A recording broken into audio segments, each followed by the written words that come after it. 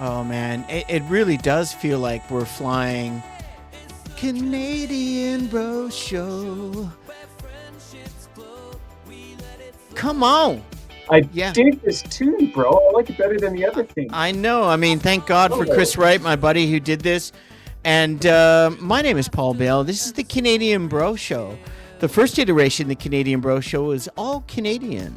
Okay. With Pauly and Johnny. And we like to talk about a diversified set of experiences, both in our worlds and other people's worlds. And what we want to do is talk about all things Canadian, pop culture, and it's quite varied and broad in its length, but we're working it down. And this is a new series we've been done. This is probably the third or fourth episode we've been doing, and that's on wellness, on life balance, on love, on the art of empowered organic longevity, and just being kind and friendly. And Johnny and I are two people we know. We're 60 years old. Welcome to the Canadian Bro Show. All things Canadian. Pauly and Johnny, and the handsome dude to my left and your right is none other, the legend, in his own mind, soon to be, yes, Mr. John Leister, the co-host with the most in the Canadian Bro Show, a prolific writer, a friend of over 50 plus years, who knows. And we're so happy to talk about this really important topic. Oh, and you forgot champion of the oppressed. Well, I mean, we could go on with you. I mean, it could be. We're just going to switch from the Canadian Bro Show. Sorry, John. And we're just going to switch from the Canadian Bro Show to the Urban Groove, which is our usual vibe. And what we'd like to talk about today, as it says in the ticker below, is Johnny and I have been talking about why are we still here at, 60 years. Holy moly. That's 60 crazy. years we've been at this. And more than half a century. What makes us so special that we're still here? Well, we're not that special. We're just everybody else trying to survive in this chaos of a world. Yeah, and at the end of the day, we want to talk about these things because wellness, spirituality, health, kindness, love, consideration, these are all the things that we all need more of in this crazy world with all the madness that's going on. And Johnny and I want to talk about something that's extremely close to my heart, our heart, and that is life balance. And what is love? And how does love affect longevity and positivity? How does positivity affect everything else? Episode 57, All Things Canadian with Pauly and Johnny and Rolly, which Rolly is, he crosses over and helps us out in the Canadian Bro Show, but Trent and I do more all basketball in our second iteration from the Hoop Junkies, Pauly and Rolly. But in the meantime, welcome back. And we have our last episode, which is on the ticker, our old friend, comic book legend of Canada and Vancouver and Kitsilano, Mr. Keith Bickford. We did an excellent episode recently. If you want to check it out, Keith's got over 100,000 comics. We've known him since the mid-'70s. We all grew up together in Kitsilano. It's a great episode if you like comics, if you like Canadian pop culture. Continue to watch the show if you really appreciate our free vibe. It is free. And we just would like your subscription if you haven't already. We do appreciate those that have taken the time. Likes, shares, and love all around. Johnny, you're in Vancouver, the Vancouver Library, and I'm in Kelowna once again. Johnny, how you doing, bro? What is shaking in your world? As usual. Nothing really to brag about. I uploaded. Please don't talk about your man boobs. I uploaded another Lee Hacklin mystery. For those of you who are watching this for the first time, I'm a self-published author. I write a series of crime fiction stories about a private eye named Lee Hacklin. My stories are set mostly during the 1970s. And my most recent one is called The Craft Superstars, which is inspired by a Saturday morning live-action show from Sid and Marty Krofft, you might remember, Pauly, called The Krofft Super Show. Mm-hmm. I was reading an article about it on, I love the internet. I mean, you never run out of ideas if you're a writer with the internet. I was just reading about this on the website. Oh, that's the next Lee Hacklin. I want to do this. So, yeah. Are you going to read maybe one-page synopsis of your latest at the end of the show today? If you would like me to. I would love you. I think we need to incorporate that into the show every week, just to share with your incredible talent. Look, obviously I'm biased. He's a friend for a long time. Johnny is one of the most talented writers I've seen in his niche. Aww. Belongs on Netflix. It belongs in a retro television show. Is there such thing as television shows? Unfortunately, on cable, yes, but you know what? There's room for all kinds of fantastic, well-written, and Johnny's got the skills. But in the meantime, let's talk about something that's really close to both of our hearts. Johnny and I have been through, let's just say, at life, when you get to 60, the fact that we're still here is quite remarkable. It's a miracle. And yeah, parting of the Red Sea. Yeah, and I probably got through at least half of my supposed 9 lives, maybe more. I don't know about Johnny, but we have, interestingly enough, we met in the early 70s in Kitsilano in like sort of 1972, and we've been friends on and off ever since. And our friendship is closer now than it's ever been. And when I reached out to Johnny to join the Canadian Bro Show, I had to find somebody that shared the life balance, love, and positivity that I have been feeling for the better part of the fourth quarter of my current life, the last sort of 15 years. And kind of a similar evolution. It's almost identical. If you haven't seen our show before, Johnny and I both had epiphanies almost identical times, 6 years ago approximately. And remarkably, we both came out following the white light of love and kindness and generosity, and his spiritual growth and my spiritual growth are synonymous, and our synergy of friendship and everything else that goes with it. And this may sound like everybody wants on YouTube to watch, oh my God, it's terrible, and this, and people are dying, and explosions. We want to talk about, if you're struggling in this world and you need to know how to get to 60, like we had no idea, we're here, but we have a better idea now that we're here. What was that, sorry? I said we have something to offer. We have a lot to offer, and this is what this show's about. And it's also based on my guru, Aditi, who my family has been following for the better part of 20 plus years.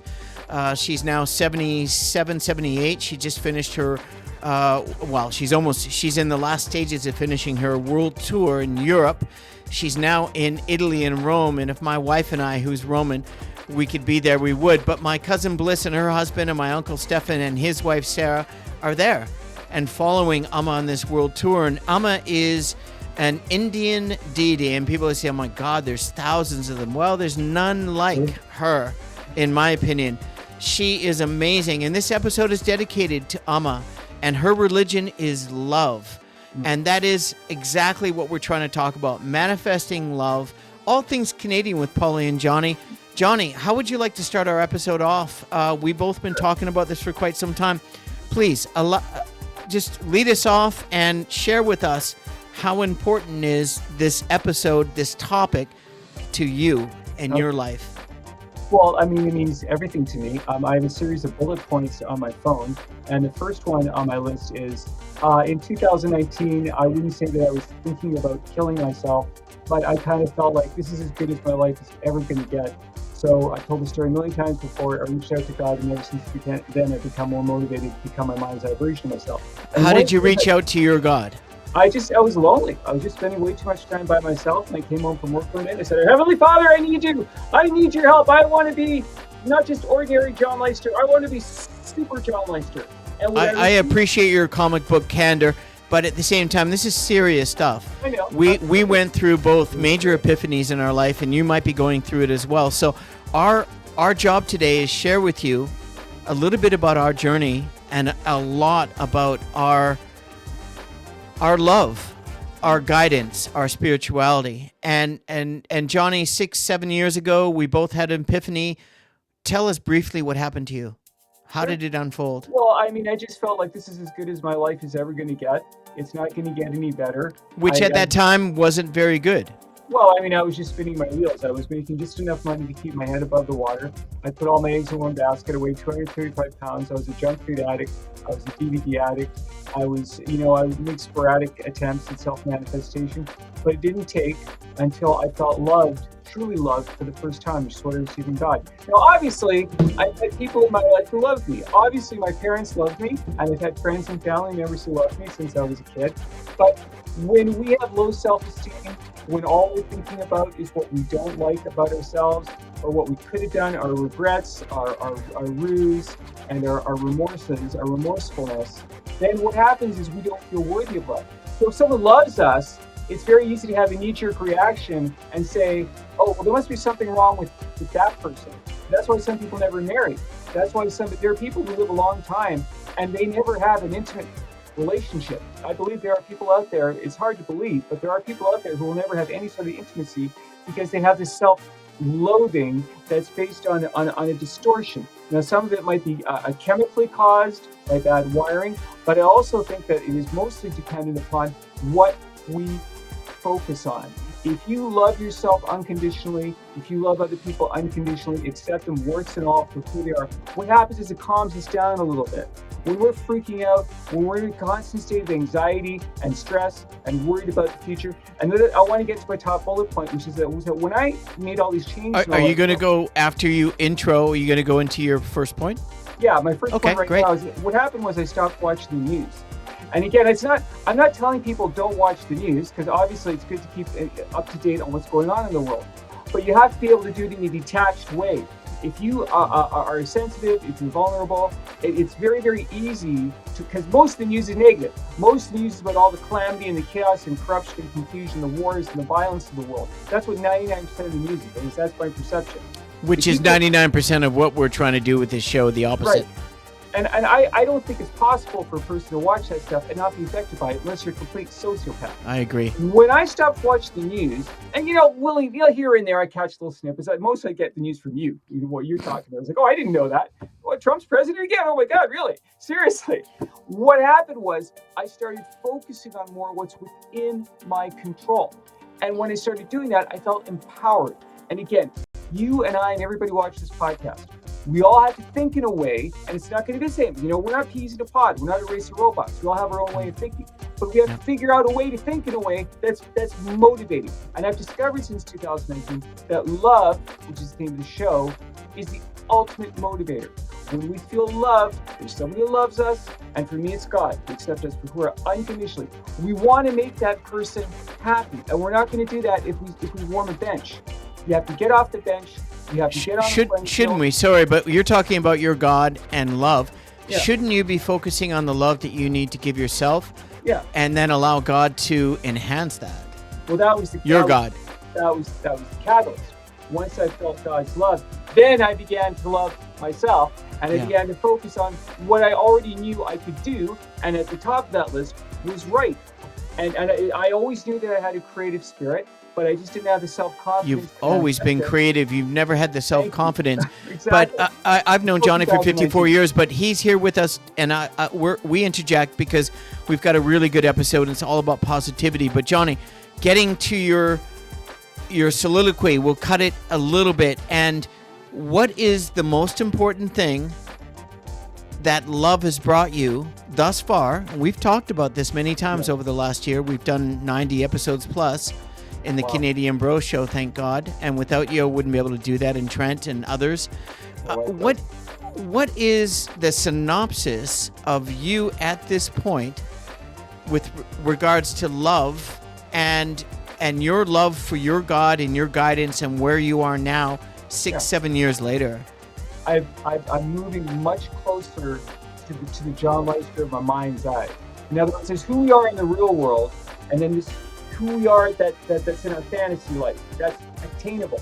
If there's a wide variance between the two, and I think that many people live their whole lives that way, it creates a tremendous amount of tension. Because we're waking up every morning thinking, gosh, I really want to do a podcast. I really want to write a book. I want to go back to school. I want to start a business. But all the stuff from the past, all this negativity that I grew up with, I'm allowing. It takes two to tango. And that's what we have to realize. So many people are in the victim. They're just in that victimhood mentality their whole life. Well, Johnny, it's easy to slide into victimhood because when you're overwhelmed and oppressed and lonely without guidance and love and spirituality, it's easy to blame and pass blame not on yourself. But good point. Thank you. Do you want to pick up the baton? No, I want you to start off with your first love life lesson of positivity that's going to help us live a long and healthy lifestyle. Where would you like to start? Okay. Well, nice intro, by the way. Thank you so much. Okay, I'll go to my next point, which is basically, I do everything I can to avoid negative people. In other words, I'm not interested in people who have nothing to talk about other than their pet peeves and world events. And look, we all like to talk about that stuff sometimes, but some people have nothing else to offer. And some people, I feel, this might sound a little bit paranoid, but some people seem to be willfully invested in seeing other people fail. There's an old saying, it's not good enough that I succeed, everyone, my friends must fail. Oh my God, what psychopath came up with that one? I want everyone to succeed. And you will succeed if you are truthful to what it is that you were meant to do with your life. And if you're in sync with that, then great. Then you're setting an example for the rest of us. Thank you. You're showing people that it can be done, whatever it might be that is your thing. So your number one life lesson is, regardless of what's happening around you in your world, find an equilibrium of peace, calmness, and not getting too high, not getting too low, and surround yourself with people of positivity, kindness, and generosity. I want to pick up on that point of high and low, because that's something that my therapist likes to talk about. I was in therapy for a year. And he says to me, John, if you're in a great mood one day and you're in a lousy mood the next day, if your emotions are flip-flopping constantly, what happens is it's draining. It's tiring, right? I mean, imagine you're in a state of exuberance all the time. It would be great for a little while, but eventually you die because the body couldn't take it. The body would be overwhelmed. Well, Johnny, the reason why you're still here at 60 is because your exuberance, it carries you through everything. Look at you. And of course, it goes in the other direction. If you're in a constant state of depression, if all you can think about is what sucks about people, or what sucks about your life, or what sucks about the world, that's going to motivate you to drink, to eat junk food, is like what I was doing. To go into the dark realm, which we don't need to go and stay away from. And that's the thing that we live in these developed nations, which is great. I'm very grateful for it. But we are surrounded with temptation every day. And most of that stuff is okay in moderation. For example, I like to drink beer on the weekend. I don't drink beer Monday to Friday because I work those days. And I have to be in tip-top shape when I go to work. So everything in moderation. Again, just look at yourself in the mirror and ask yourself, am I happy? I honestly, I couldn't ask for a better intro. And once again, Johnny spews positivity, love, and which is going to help his longevity. Look at him; you'd never know he's 60. And my life balance, love, and longevity with positivity is evolving on a daily basis. And I've been thinking about this episode for 4 weeks, actually, probably my entire life. And I'm going to make it a little bit more concise. And this is the nice balance that we have on the Canadian Bro Show is Johnny can give you a lot of juice, and I can just give you some really good juice, short juice, and both of them can be beneficial. And the first thing I think about when I wake up every day, while I'm doing my mantras in bed before I wake up, is I'm already trying to find a way to surround myself with the white light of love and be kind and generous and faithful and be a better husband and better friend and a better realtor and a better podcaster and a better friend. And if I can't do that, I'm in the wrong journey. I need to pack it in, and that's just not me. I'm a survivor, I'm a worker, I'm a grinder. And I can't stop because I don't know what that means. And that's why after 15 years of wanting to do this Canadian Bro Show, with 90 episodes done plus and all of the extraordinary friendships and people that I've been able to be blessed to have friendships with for a lifetime have just really enhanced my life experience, and that's changed my world. But the most important thing is I'd like to say, and I'm trying to get into yoga on a regular basis every morning first thing, is I need to start my day, as I started off saying this, my number one of my top 10 is to start my day with intention. A simple positive thought in the morning, or multiple positive thoughts. Why just one? Why not have multiple? Why not make them in succession? In the morning can shape your energy and life force the entire day long. And that is my goal. First thing, prior to getting up, prior to starting my day, I'm already working on the mantra. And that's my number one. That's what works for me, and I've been doing it for a while. And if you're not doing it, you need to do it because it works. Johnny, what's your number two? And we're living proof that it's not too late. Oh, most definitely. Okay. What's next on my list is talk less, listen more. That probably would apply to me more than just about anyone else in the human race. There are a lot of know-it-alls in the world. There are a lot of people who think they know all the answers to everything. They have all the solutions. I meet them at the bar I go to all the time. They have a lot of opinions under the sun, and they're not interested in your opinion. They don't want to hear it. They just want to browbeat other Trust me, they won't hear it. They won't hear it. They're like, you're like a unless they watch the Canadian Bro Show and watch this episode. That's the only hope they might have in some cases. The all-purpose cure. Not the only, but it will help. Yeah, and those people, I think, really don't have much of a chance of self-manifestation because they're into power. And it's a very petty, superficial, shallow kind of power. And I thank God that I'm not that type of person. I don't judge them because at the end of the day, we're all fallible human beings. But they're just, I've worked with people like this over the years. Every day is an argument. Like, hi, how you doing? Boom, argument.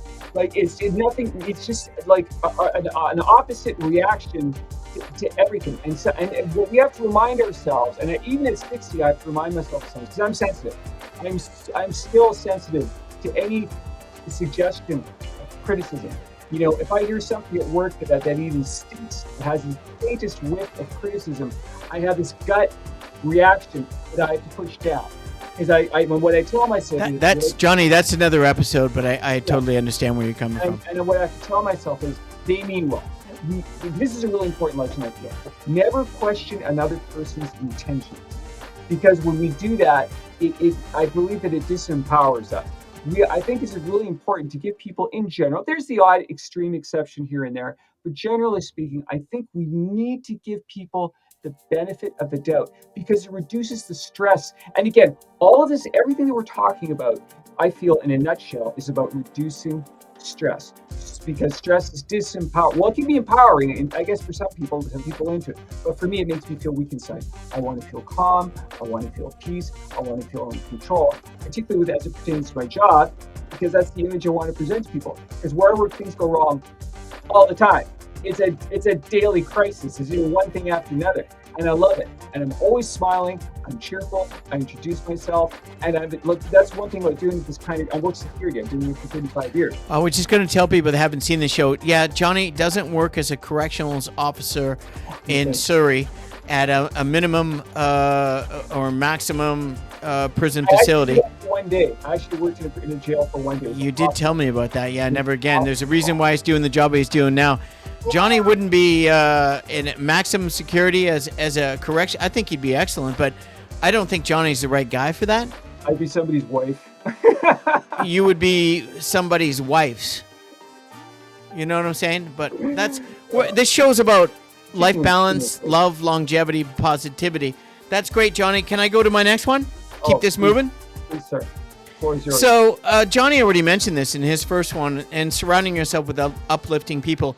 I cannot tell you how important choosing people who fuel your spirit but not drain it in your life. You don't need to have expectations of the people that you want to bring into your world, but treat them really well, the ones that you do, and don't take advantage of them.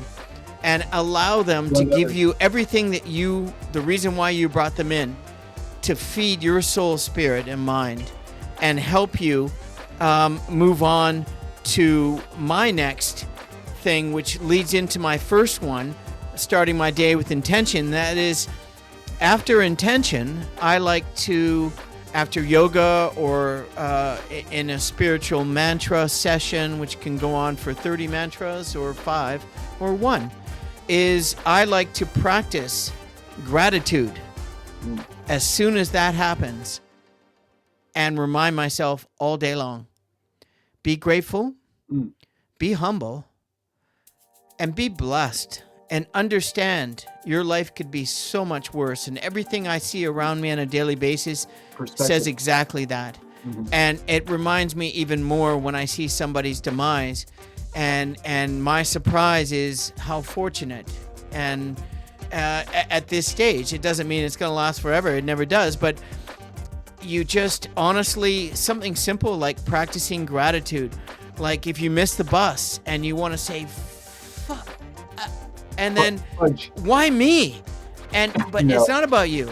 Yeah, that's the worst way. It's not about you missing the bus. It's maybe there's a reason why you missed the bus, because the bus is going to explode in 2 minutes. You never know. And you didn't, and some angel stopped you getting on the bus or whatever. It at the end of the day, we don't have the answers, but we can practice gratitude. Can I interject for just 1 second? Please, no, it's your turn. Briefly. You know Seth MacFarlane? Yes. The guy who created the Family Guy. Yeah. He was late for a flight, and he was losing his mind because he had somewhere important to be. He was late for his flight, and it was one of the planes that was hijacked during 9/11. Oh shit! I heard about that. I heard about that. Yeah, and Jackie Chan was supposed to be working in the World Trade Center that day. He was supposed to be, and the filming got delayed. I mean, you know.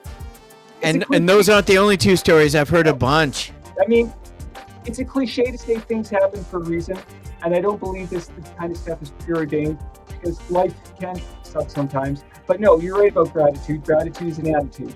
That's something that Dr. Laura likes to say.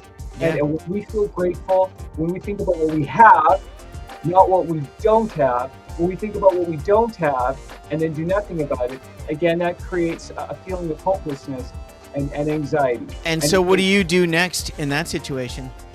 What I do next, one thing I would do is I would reach out to people. I'd get professional help.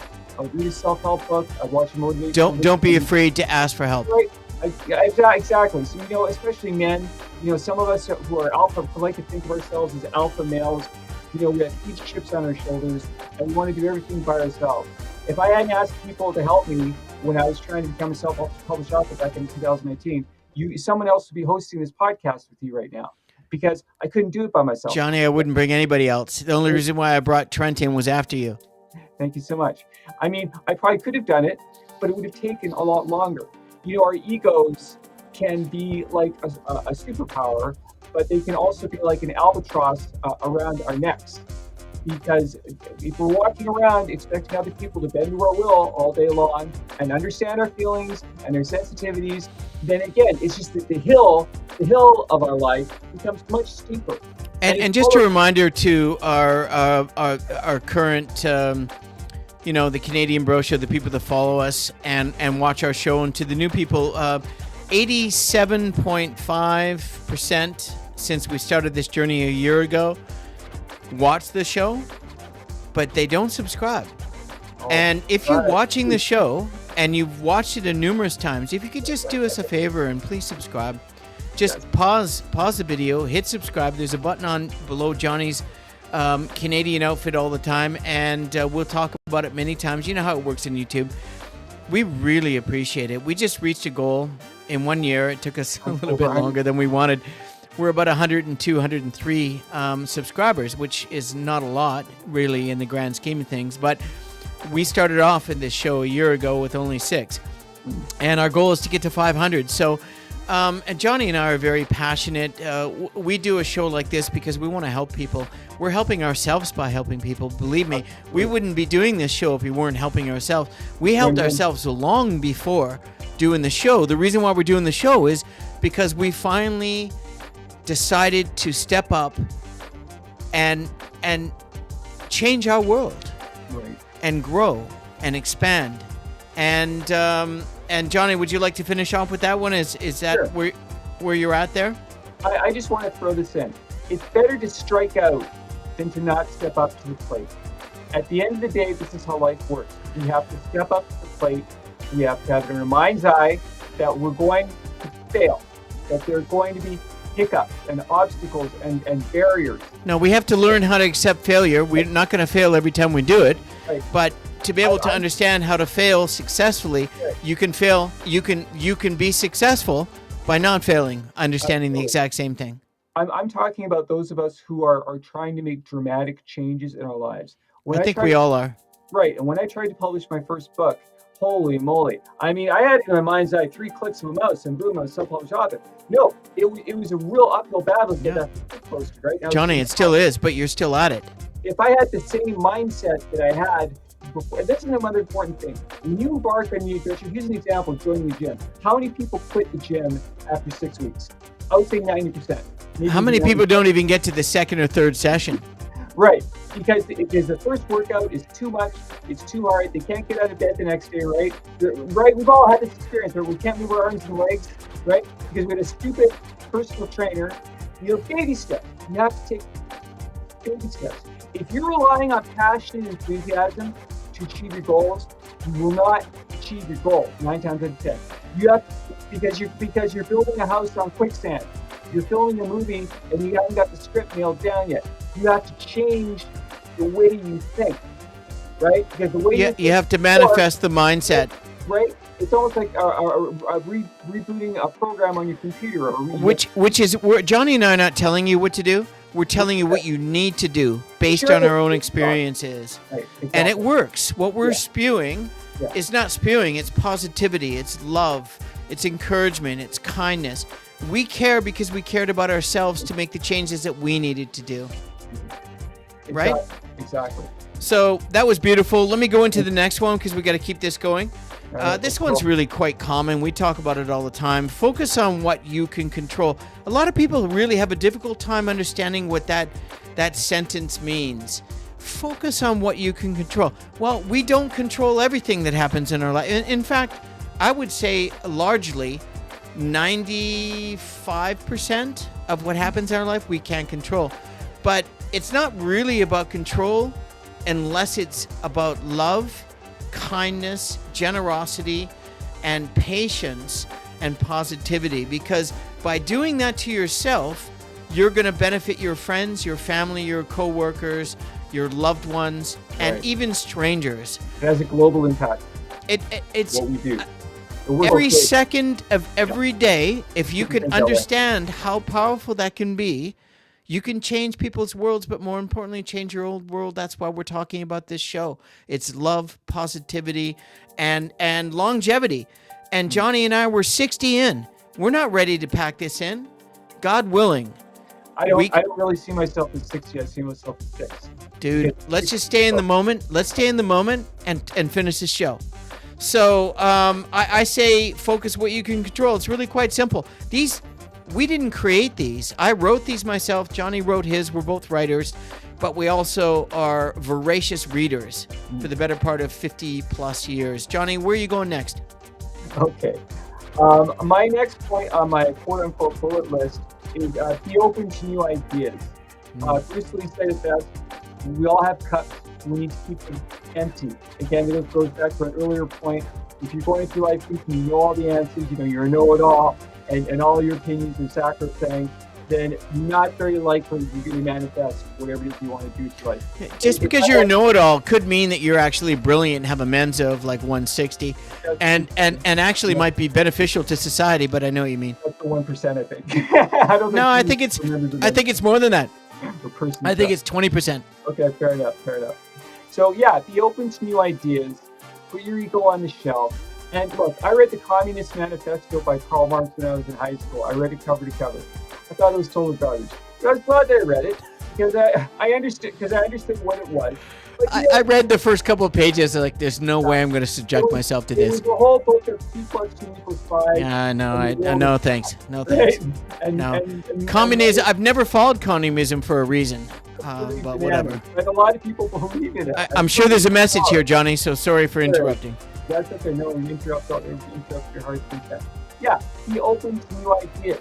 We're living in an information age to the nth degree, and we have to think of ourselves. If you think of yourself the master of everything, you're never going to learn anything new. And again, this technology that Pauly and I are so fortunate and lucky enough to be using right now, otherwise obviously we can do podcasts. It makes life easier. Let's face it, it's incredible. In the long run, I mean, it's annoying when it doesn't. We're able to produce a show on a budget, and do 90 episodes, and still be somewhat relevant. But I mean, it's by the way, please subscribe, just help us, help us. Yeah, are we shameless or are we shameless? Yeah. So again, keep your cups. It's okay to be shameless if you're at the forefront of your own shame. Right. Think of yourself as a student. And when somebody says something to you, and I'm still guilty of this once in a while, not as much as when I was a younger man, but if somebody says something to you that you think has no value, look at it, just take a step back and look at it objectively. It's so important. Distance is really important. So what you're saying is, shortly, you want to listen, you want to hear, you want to absorb, and allow you, if it's profound, to speak to your heart, soul, spirit, and mind. You know, most of the people I know in my life are much, much younger than me. And sometimes I feel a little bit arrogant in a weird way. Like it's a fine line between confidence and arrogance. You know, yeah, a little bit. Yeah, exactly. Sometimes they play together. And when somebody's much younger than me gives me some advice, I really, there's a temptation to lose my mind a little bit. Because I'm like, and I've actually said this to a lot of people. Like, hey, I was alive before you were born. I was alive probably before your dad was born. Okay, so shut up.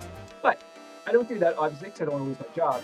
And secondly, sometimes we need to be reminded of things that we already know. I mean, I remember reading Unlimited Power by Anthony Robbins. There was nothing in that book that I didn't already know. But the way that he worded it, and it was so beautifully written. Sorry, Johnny, exactly my comment about reiterating this show to people that already know. Sometimes you need to hear it again in a way that you didn't expect it, and it's going to be a profound hard hitter. So great comment. Repetition is so important because we're not going to change our lives overnight. You know, you're not just going to wake up tomorrow morning and boom, write a book. If you're lucky, it's a lifelong journey. Right. Again, it's you know, you change the way you think, and you constantly remind yourself of things that you already know. And because you don't do that, share those things too. That's what we're doing. Right. Exactly. So I mean, that's my next one. I love it. And again, I love it. You can disagree with it, but don't have a knee-jerk reaction. Like, try to analyze it with a little critical thinking. Look, people will watch this and they'll turn it off right away and think, who are these guys? A couple of 60-year-old Canadian dudes. They think they're like psychologists or sociologists or Look, we are not. We're just Canadian bros. We're just a couple of hosers.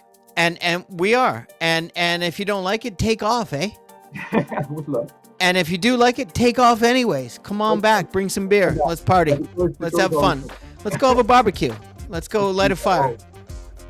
Anyways, in the meantime, I'm liking where this is going. The next thing is, some of these things are so obvious that I wrote, but it was just like, dude, how long did it take me to actually get my bro to understand the things that I already knew? Sometimes a little bit longer than one might expect, and that is very simply, could you actually speak kindly to yourself or about yourself without feeling any uncomfortability in talking about yourself with strangers?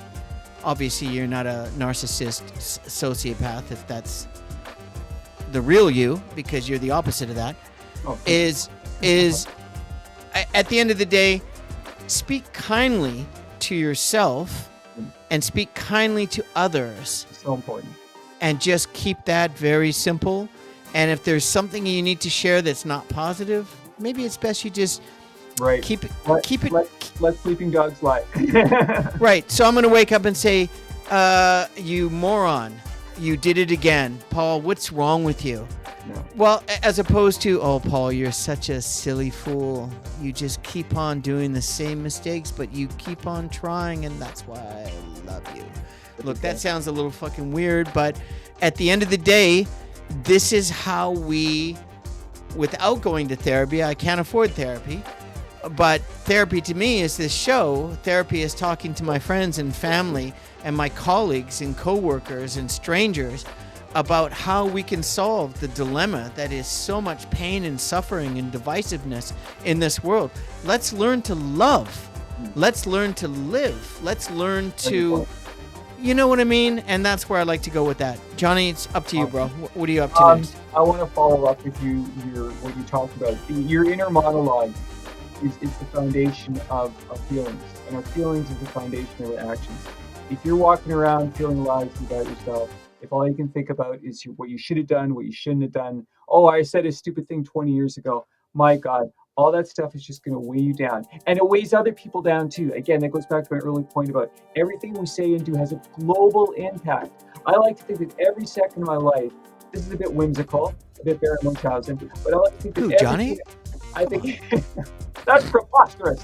I like to think that everything I do has a global impact. So when I feel like, whether you're aware of it or not, it does. Yeah. So when I feel some negativity, and at the end of the day, we're fallible, and it's okay to slip sometimes. And this is another important point. I guess this is my next point. We're going to fall off the wagon sometimes. You know, you'll have a cheat day when you're on a diet, or you decide not to go, whatever it might be. It's fine.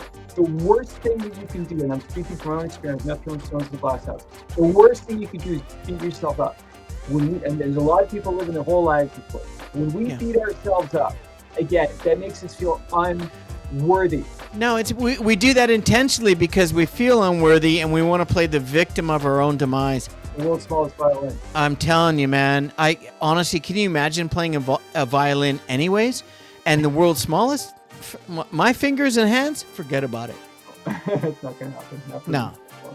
Right, exactly. No, I love it. So, may I? You may. So, you know, speaking kindly to yourself. So, when I wrote this, I wanted to sort of break down all of these things in a really concise, easy way for even the hard-edged, negative people that are going through a lot in their lives. We're all going through a lot, trust me. And for those that not, and maybe are not spiritually inclined, or maybe haven't educated themselves or have been studious towards their own journey, you always have time. And I highly recommend you do it tonight, before you go to bed. Read a couple of chapters of something positive. Just do it. Because what happens is, if you speak kindly to yourself, the next thing will come in, and that will be celebrate small wins. Tiny victories compound into big life changes. Johnny, you see where I'm going with my list here? Can I interject just for 1 second briefly? Please, look, that's it. You're on to the next one, but please share. This is something that, I guess this will segue to the next point, which is, when I was in therapy, and I had an awesome therapist, he was so cool, very down-to-earth guy, nothing pretentious about this man, wonderful man.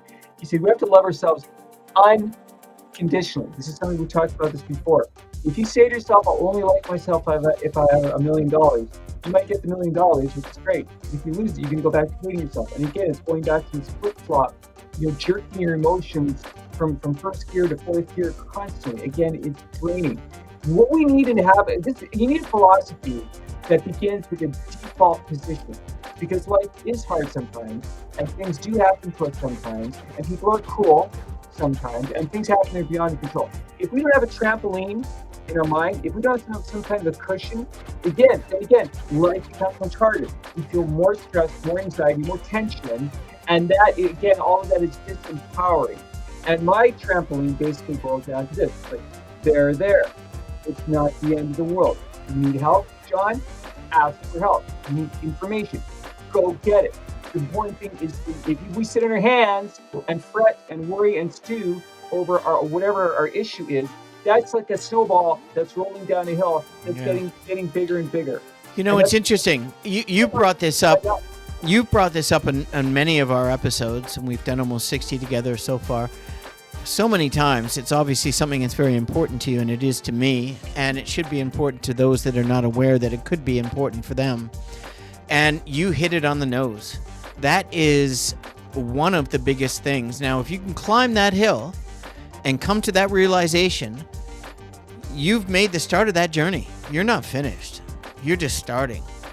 And the fact that you made that first transition to that start and acknowledge that is a huge transition. Was for me, was for Johnny, it was for everyone else. Some less than others. I think that's just beautiful. You know what? This episode is just unwinding. Do you want to finish what you're doing, or do you want me to go on to the next? I just want to make one more point to sort of put a bow. Please do. On that one long-winded monologue. Yeah. My therapist told me. Well, you talk about my opening monologue. You were impressed.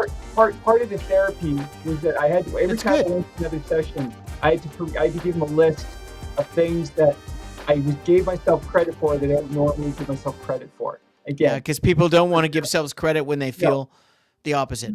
Most people are so much more amazing than we realize. Yeah. If you show up on time to work every day, that's actually amazing. Because I've been working for 35 years, and I've known so many people who are chronically late, and they always get away with it. And then I'm 5 minutes late. It's like the apocalypse. And so much of life is like that. It's like when you're really good at your job and you make a little mistake, it's the end of the world. But the guy who slacks off, he makes a mistake, and there's no consequence. It's just so weird. But again, I lost my train of thought. Right, we have to give ourselves credit for things we don't normally give our credit to. So I write something down, I didn't go to McDonald's today. Yeah. Or, again, I smiled at a stranger today. Or I picked up a piece of garbage on the street through the garbage. Johnny just hit another home run on the show here, and that is such a key, pivotal point. It's honest to God, it's so true.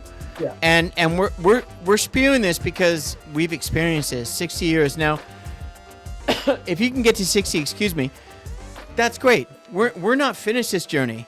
We're just trying to enhance the journey from our experiences and make the journey better for ourselves, but our coworkers, our friends, our family, but really about ourselves, because at the end of the day, there's people that do care about you and love you and family and friends, but for the most part, you're on your own. You come in this world alone, you leave alone. And it's... Yeah, I think that's true. Well, and so I would like to just go instead, after reiterating, celebrate small wins, I would like to just go to something that's really important when you say that, and that is to turn setbacks into lessons. Positivity isn't ignoring problems, it's growing from them. Exactly what Johnny was just trying to say and what we've been trying to say this whole episode. You hear me, bro? 100%. It couldn't be any more clear. No, Crelio. It's so clear. And that's just, I'll leave it at that. That's your own subjective interpretation. What do you got? Okay. Next on my list is when we talked about trust your instincts. I have that on my phone. Here's another thing. Who are your heroes?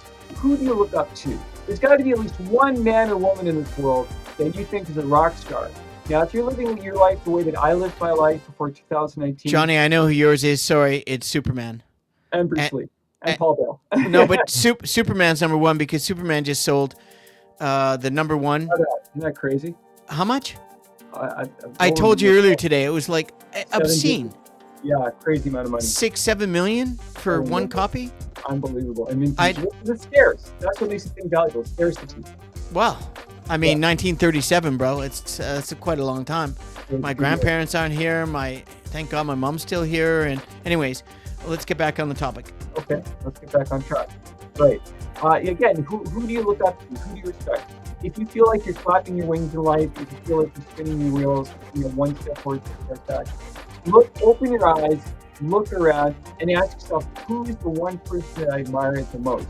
And it doesn't have to be one person, but it can be. It should be many people. I've heard some people say I have no hearing. I'm very sad. And look at what they did to achieve their goals. Because Arnold Schwarzenegger didn't become a champion bodybuilder overnight. He didn't become governor of California. He started at the very, very bottom. He grew up in Graz, Austria, a socialist country, right? He didn't have a refrigerator until he was 10 years old. He started at the very, very bottom. And he had tremendous hiccups. He broke his leg the day before a bodybuilding competition. He had tremendous hiccups. But he really has the mind of a Terminator. His mind really is a cognitive Terminator. Because he's just like, F you. I'm getting up tomorrow morning. I'm going to do whatever it takes. He works out every day. To this stage, he's 78 years old. He works out every day. And he has a donkey as a pet. And he eats 6 meals a day. And he says, he goes, if I want to have some Jägermeisters and I want to get drunk, I get drunk. I have a good time. And I'll wake up tomorrow, I'll go work out. I do. And he just, like, when he was the Republican California representative, and I just started to follow a little bit of American politics, and I hate politics, although you'd be hard. Johnny thinks I'm probably addicted to politics now, it seems. Yeah, but my point is on this episode that he is approaching 80, and he works out every morning in Venice Beach. And he has had an amazing, successful life. He's had a lot of pain and suffering. As we all do. And But we all do. This is the life journey. But right, exactly resonated what Johnny just said. I had to share that because I completely understand where you're coming from. What a perfect person to bring up. And he grew up with so much negativity. His father was abusive, from what I read in one of his biographies. Excuse me. Sorry. All of his friends and family, they all tried to keep him in brazos. Excuse me. And he took all that negativity and to paraphrase a quote, I'm not getting it word for word, but he said, to me, it was all fuel. It was all gasoline on the fire of my passion. He said, every time someone made a negative comment to me, which is practically every day, especially when he was a boy, imagine you're 16 and you're living in brazos, and he said, I'm going to go to America. They probably made fun of him. He was a skinny kid. He probably got bullied when he was a kid, I would imagine, because I've seen pictures of him when he was a boy, and he was a very skinny, fragile looking kid before he started hitting his weight. Yeah. But he came into this world, nature, nurture, I like to think a little bit about, with the right chemicals needed for self-manifestation and self-belief. At the end of the day, the most important life lesson is don't give up. And that's what trips people up. You start something off, there's hiccups along the way. The temptation of Bale, no pun intended, to hit that ejector seat button can be alluring. And I remember, it's a good point. And I just got to talk about the Bale thing because it's been happening all my life. So my last name, my God-given birth name is Bale, B-A-L-E, like possibly one of the worst last names you could ever have. Although my wife's last name in Italian, which I won't say, she says is worse. I disagree. Every one of the Bale family that I know of, and we have a very small family, have changed their names except me. Yeah. And believe me, I tried. When I was an actor and model, I tried to get rid of Bale, and I go Paul, Richard, Michael. At least your name is easy to pronounce. My name is... No, it's not. It's the worst freaking name in the history of mankind. I've had a million different interpretations, subjective interpretations of what they think B-A-L-E is. Bale. If you're European, Bale or Bale. Or and then they'll just screw it up and go Dale or Laddie. And it's like, excuse me, it's like it's been one thing after another. But at the end of the day, let's keep on the program. And so, are you finished with your thing because it was really good? Thank you so much. So the next thing for me, and this is, I wanted to really keep this simple because all of these for me at this stage in my life are the reason why I'm here, and why I feel confident, cautiously optimistic, if you will, on my journey thus far. I'm not finished. I have so much to learn and grow. But the next thing is I just have to, after celebrating small wins, I've got to turn setbacks into lessons. And Johnny brought that up eloquently in his extended verbatim of exactly where we're going in this. And I'll give you the shorter version is I've had so many negative things in my life. I've had failure at an accelerated level, and I've been abandoned. I've been lost. I've been found and lost many times again. I've traveled the world not knowing what the hell I'm doing, and waking up every day thinking, what am I going to do with my life? And here I am at turning 61 in a month and doing this episode. I still don't know what's going to happen, but I'm in a better place than I've ever been in my entire life. And I would say Johnny is in the same space. I recently posted a picture of myself. I don't know if you saw it. A picture of me. I'm jumping in the air. I'm on the balcony of the old apartment building in Kit. And I had this huge, beautiful, flowing locks of hair. Oh my God. Well, you were also in inertia, right? I mean, if there was no gravity, you would have disappeared into the Milky Way. Well, I'm sure glad that didn't happen. But I had a huge smile on my face, and I looked like I'm on top of the world. But inside, I was in hell. I am much happier now than at any other point in my life. But the song goes, Jesus Jones, right here, right now, there's no other place I would rather be. And if I could live my whole life over again, if that's how it works, I'm in 100% to get to where I am now. Wow, that's beautiful. So what's your next date? We're getting down to it here, bro. All right, crossing the finish line pretty soon. Okay, next on my list is when we're in a difficult situation, we have to stick to the facts. This is really important. And again, this is another thing that screws people up. Like I told you before we started the podcast, I recently had a very difficult situation at work, and I was hearing a lot of stuff that were not facts. And when Yeah, people, John has a lot of jealousy from his coworkers and management. no, Paul, don't say that, please. No, I'm joking. I'm being I love my facetious, but job. I love at my the end of the career. day, I love my career. human beings, when somebody is disciplined and pragmatic and intentional and professional and kind and generous, that's been doing a job for 35 years, people get jealous. I'll just leave it at that. So true. And you know what? It's okay. It's okay. You know, we have to accept people's frailties as much as we accept our own frailties. And if they can't be changed, you know, we just accept it as part of who we are. Stuart Wilde, who's a great philosopher, he has 2 videos on YouTube. One is called Mastery of Money, and the other is called The Search for Super Self, in the 1980s. He said, you know, just accept whatever goes on in your life's journey. Just accept it. In other words, don't have an opinion about it.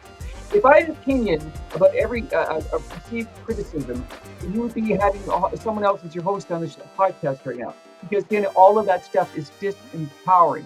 We have when there's hiccups in life, never. Just like Mark Connie told the orange Cheeto Mussolini, never. Right. Never. Canada's going to become the 51st state. No, I don't think so. Right. No, dude, I know what you mean. Just try to be as objective as possible when things go kerfooey. You get an email from the government, you go through a divorce. You know, we all have our emotional agonies that we have to go through. We have to have faith that there's a light. And a lot of people look at those emotional tragedies as negativity in their lives. In fact, I think it's quite the opposite. They think that the forces of the universe are conspiring against them. Yeah, I've heard people say this. Like, if you say things like, this always happens to me, right? If that's your mindset. Dude, it's easy to slip into the victim thing. Exactly. Again, you're going to feel weak inside. And that's why people become alcoholics and drug addicts and junk food addicts, like myself. I'm recovering. Or just terribly unhappy, dark people. So much pain. Your mind is not focused on the beauty of the world or the authenticity of so many people in the world. You got to get out of that feeling right away. So again, all this symptoms, especially booze, which is the most readily available, and and again, in moderation, I feel that it's fine. Honestly, when you get in the whole, caffeine, cigarettes, vaping, pot, booze, sugar, fruit, meat, whatever your vibe is, everyone's got it. I've got people that I know that have been in AA for 50 years. And they, at one point, they were drinking 25 cans of soda a day, and they became a diabetic. Holy cirrhosis. And they're lucky to be alive with their legs.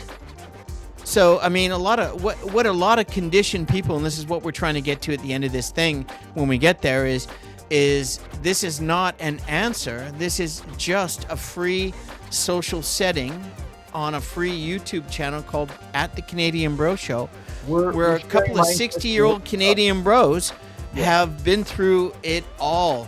And we're not finished. We're probably going to get a lot more. But we're just simply trying to communicate with anybody that's willing to listen to us and think that these guys aren't freaking crazy. And yes, Canadians are very cool and we're very friendly. And this is how we are. We are. Elbows up. We're Canada's the greatest country in the world. 41 million people, give or take. And Johnny is wearing a red thong like now. We won't talk about that, of course, but maybe we'll do an episode where we get a video. So I want to get back into mine. We want to finish this episode up, really, if you don't mind. And mine are very simple. They're all just flow into the other. All 10 of them do. It's true. Give without expectation. Well, I don't give because I have expectations. I give because I was raised that way. I was raised to be kind, to be generous, listen to your elders, to, just whoever did, all of the people that raised me, thank you. I just want to say to all of you, thank you all for helping me be the man I am today. I'm much better than I thought I was. And the fact that I've gotten to this point, I'm turning 61 in a couple of months. Thank you even more. That's very lovely. And that's give without expectation. Johnny, what do you got? How many more you got? I got two more. I got maybe 3 left. Okay. Every once in a while, all of us are in a situation that has the potential for escalation into violence. This is a lesson that I feel is really important for men, again, because we all want to think of ourselves as tough guys. And this is important for me, especially with my job, where I'm dealing with difficult people almost every day. We need to withdraw. We need to take the high road and back off. I was actually assaulted at Starbucks last year. I think I told you the story. Somebody punched me in the stomach. And the temptation to go outside, because we did the whole 1,000-yard stare thing. I looked at him right in the eyes. He was standing outside, I was standing. Because we did the thing where, when you're walking towards someone and you like get in each other's way, and you're like, oh, I'm so sorry, excuse me. And we sort of bumped into each other. No, it's because the other person's intentionally trying to get contact. It could be too. And he punched me in the stomach. And it didn't hurt. But boy, oh boy, for 1 second, I was tempted to go outside and get into it with him. I've been in Johnny, isn't that why they invented like Tinder and all those things? So that you could avoid those situations, the physicality. You could do it behind closed doors in a bedroom or a hotel room. I just took a deep breath. I sat down and I opened my notebook and I started writing. Dude, I'm glad you didn't hit him because honestly, he hit you. Dude, he's on camera.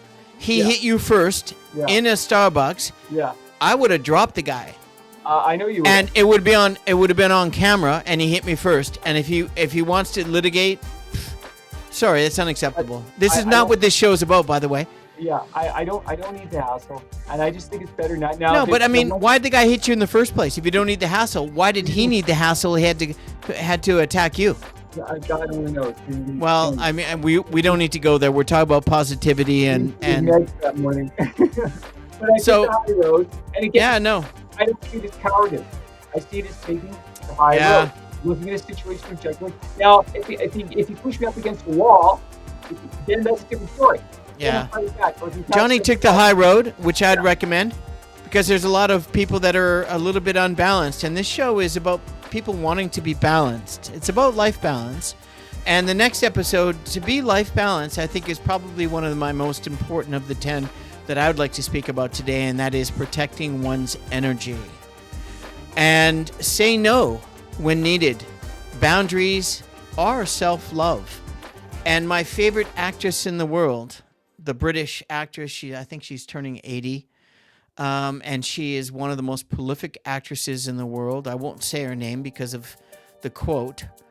And I said she's British. She's eloquent. She's been in all kinds of movies, and she's turning 80. And she's just an incredible woman. And somebody interviewed her recently. I brought it up on one of our future episodes. It's not more than one, because her answer was so eloquently beautiful and profound.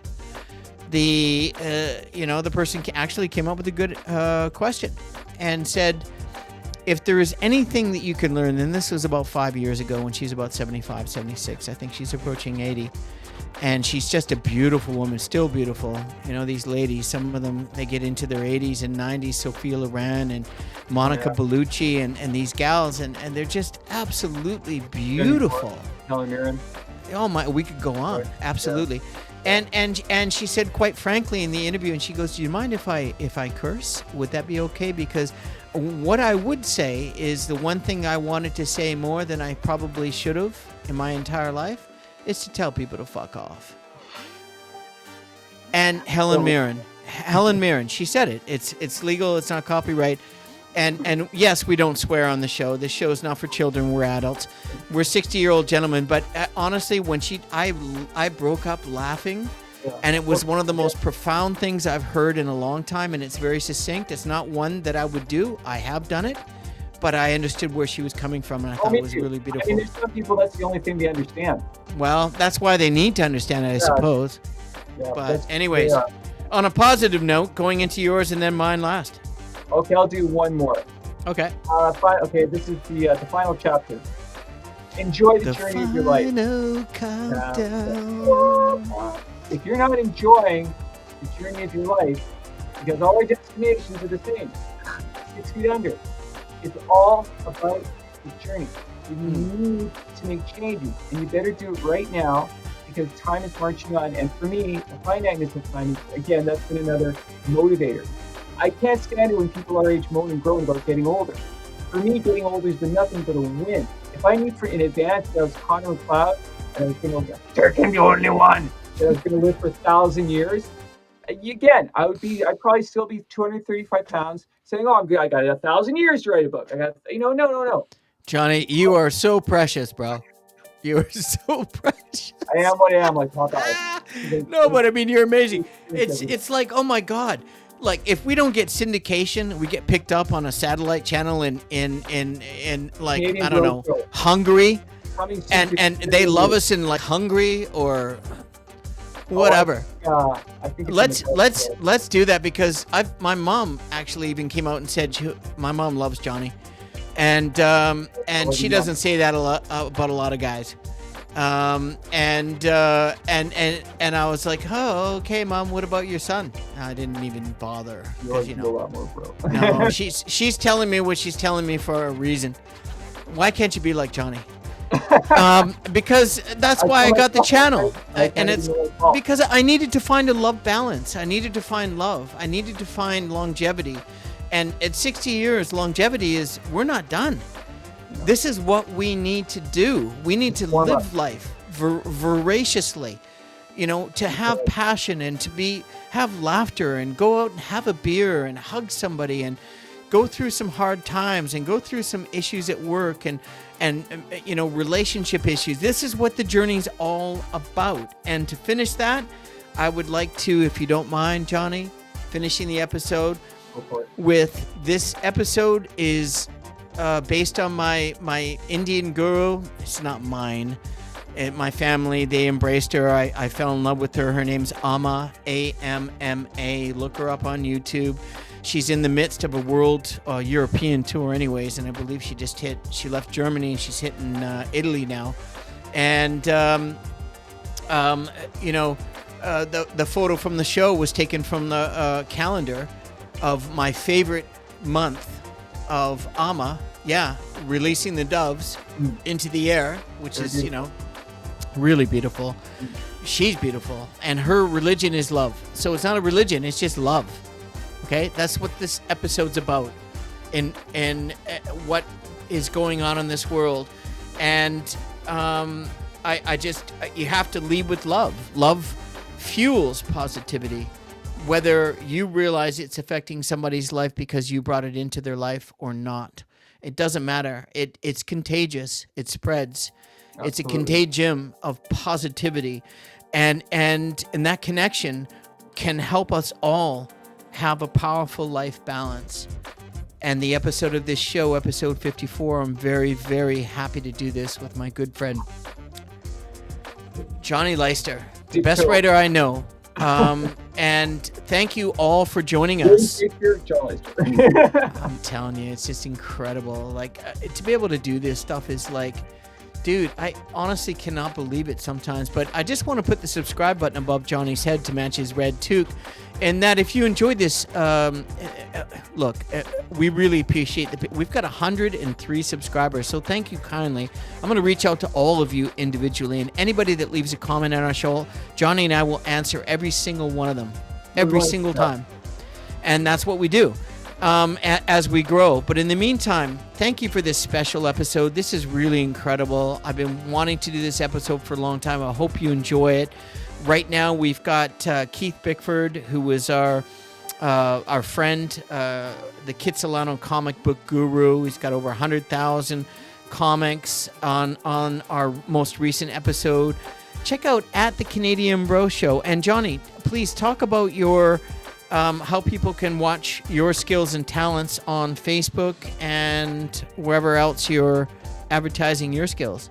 Well, my YouTube channel is at John Leister, capital J, capital L, NT-1EW. And over, not to beat my chest about this, but over 41,000 views. Congrats, bro. That's incredible. Thank you so much. And over 100 subscribers. Bring that over to the Canadian Bro Show, will you? Okay. I have a group page on Facebook. Yesterday I wrote an essay I'm really proud of about self-manifestation. I'm not sure how many members. I think it's over 1,000, and it's called Johnny's Way. So I post snippets of my writing online almost every day. I make videos of myself, of reading my stories into the phone, and I post that stuff on my Facebook profile page pretty much every day. And anyone out there who's interested in one of my short stories or novels, I'm more than happy. I've done this before. My email is johnleister, small letters, 611 at hotmail.com. All right, before we go, and Johnny we like to talk about books and stuff, and we do a little thing, but today Johnny's going to do something special, and he's going to read approximately one page synopsis of his latest masterpiece, and based on what he's saying, and we haven't done this before, so Johnny, if you could do a little prelim for people to just give them an idea of Sure. what you're going to be reading. I should have prepared for this a little bit more. No, you Um, don't need to. It's right in your heart and soul and spirit. this is my, okay, this is chapter one of my latest Lee Hacklin mystery. It's called Front and Centerfold. Who's And Lee Hacklin? he is a private investigator who lives in the 1970s. Most of my stories take place then. He's in his late 20s on average. Very handsome, very brave, very fearless, charming, charismatic. He's an idealized version of myself. He's just a much cooler self. He drives a white Dodge Charger, and his mom's always hectoring him about being in a dangerous profession. Okay, here we go. Chapter one. New York City, 1977. Your hero, thank God. He's in one of his moods. Please come in. He's in the basement. Well, of course he is. I like basements about as much as Cookie Monster likes broccoli. It was a cold Saturday night, and I was coughing from a nearby New Jersey smokestack. I was all for free market capitalism, but I was rather fond of clean air too. My client's name was Erin Ferris. She was in her 20s but looked much older. She wore a tight pink blouse over a pudgy frame and a long frilly skirt. There was a welt under her left eye, and her right arm was in a cast. It was in a sling. She took my hand and pulled me into the living room of her two-story townhouse. Honey, remember Lee? We were in his office yesterday. No, Mom, that was such a long time ago. And besides, I have amnesia. I can't remember my name or my birthday. I guess a coconut fell on my head. His name was Chris. He was 12, and he was built like a beanbag chair. He sat in front of a black and white Zenith television. Fittingly, Gilligan's Island was on. His joyless face, he had a shine or two, gave me a skeptical once-over. If you think you can beat Dad in a fight, you're crazy. He's got a black belt in judo. I smiled at him. I have a black belt too, Chris. I wear it to hold my pants up. You can go. Dad broke the legs of the last man who's in this house. He's the mailman. We don't get mail anymore. No. Johnny. He broke into tears. Mom, you're good looking. Why did you marry that psycho? I hate him. I'm sorry, honey. Uh-huh. You'll be sorry for the rest of your life. Me too. Wow. So young, so cynical, so sad. Erin said, I'm just bringing my purse and Chris has his knapsack. Lee said, that's okay. I'll help you pick up the rest of your things uh, after. Why are you doing this? She had no money. In lieu of a retainer check, she gave me a bag of homemade chocolate chip cookies. So good. They were amazing. Because I can't sing or dance. Stay here, don't worry, I'm good at this. I opened the kitchen door and descended down a long, creaky staircase. Is that a spider? It is. A big one, too. So many legs. Don't piss yourself, Hacklin. It's bad for business. Lou Ferris was sitting on a ratty couch. He was manipulating a joystick and playing Space Invaders on one of those newfangled Atari 2600s. Did it take 2,549 tries to get it working? There was a coffee table in front of him. It was littered with male ale beer bottles and blue buzzard butts. At least we have some common ground. That's nice. I sat next to him and he gawked at me. Who are you? He was in his 30s and on the fast track to an early grave. Man, was he ever. His eyes were unfocused. 3 sheets to the wind? At least he wasn't driving. Why is your arm's wife in a sling? Why does your son have a black eye? Because I'm the man of the house. Are you a cop? Aaron, did you call the police, you backstabbing bitch? Last time, who are you? Well, who are you, sir? I'll answer that. You're a weak, vicious, out of control abuser of women and children. Your darkness. I'm the fly in your ointment, aka the hero, Lee Hacklin. I'd shake your hand, but those fingernails are dirtier than an X-rated movie. I'm taking Aaron and Chris away from you. What? Please try and stop me. I'm begging you. Over my dead body. Deal.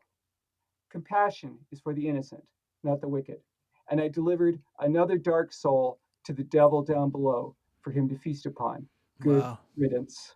Wow. Thank I you. mean, my God. I, honestly, like, I just trying to think about exactly what I can do right now, and I just, Thank you. Thank you. wow. I mean, that's just unbelievable. Sir. What just happened? Thank you, Johnny. It's been a while. You We're all, graced. we're all, We're all good at something. We're all good at least Dude, one. you graced us with your writing finally. We should have incorporated this a long time ago. Thank you. For those that are going to be able to hang out and stay with us through this entire episode, wow. Comment, like, subscribe, tell your friends, share, because we love you. At the end of the day, it's time for us to go. In the meantime, thank you for joining the show. It's been an unbelievable episode.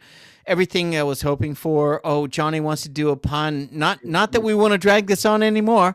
Here, we're almost done. Okay, here we go. There's a new fragrance for introverts. It's called Leave Me the Fuck Alone. Okay. Well, hey, thanks for joining us. If after that, whatever. We'll see you next time. Episode 58 coming up. Episode is second iteration with the Canadian Bro Show, all basketball with the Hoop Junkies. Week 6 is coming up in the next day or so. In the meantime, Johnny, great episode. Nice to see you. Love you, bro. And thanks all for joining. We'll see you next episode. Be kind. It's free. Love.